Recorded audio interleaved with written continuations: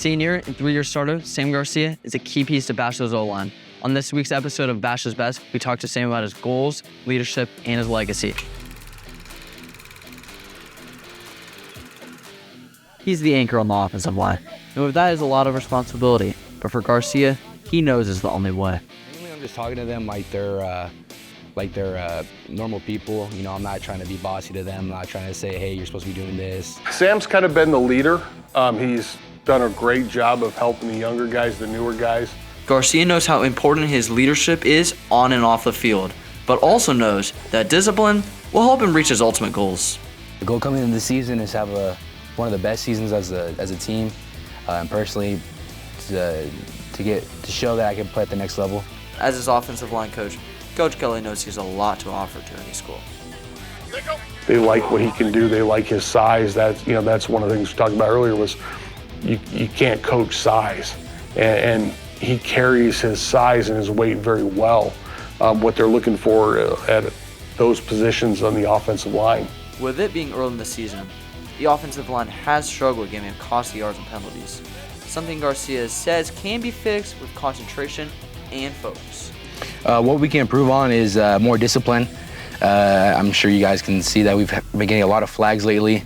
We had 12 flags last game and 13 the game before that, and as a team, that's just irresponsible, and it's not supposed to be happening like that. It's a concentration, focus thing, and getting in shape and working hard every day in practice is where that kind of comes in. And the maturity, the experience of them working together.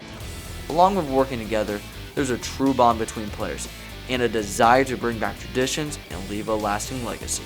As the offensive line, I can tell you from that part, we're keeping the bond by just doing traditions that kind of died off the past couple years. So my freshman year, we always used to go to Carver's on Thursday, 75-cent wings, pretty cheap for a high schooler. So then we do that, and then we have offensive lineman dinners at people's houses.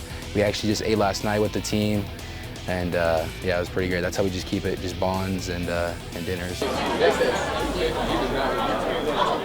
What it always is when things seem pretty low or down, or things start seeming a little bit distant and pulling apart, Sam's always right there. It's uncanny how, at the right moment, he'll just come up to you and talk to you about something, football related, or when you're upset about this or that, he'll come up and he'll ask you about your family. He'll come up and ask you about, about food, about, going to dinner, or about, how he can get better.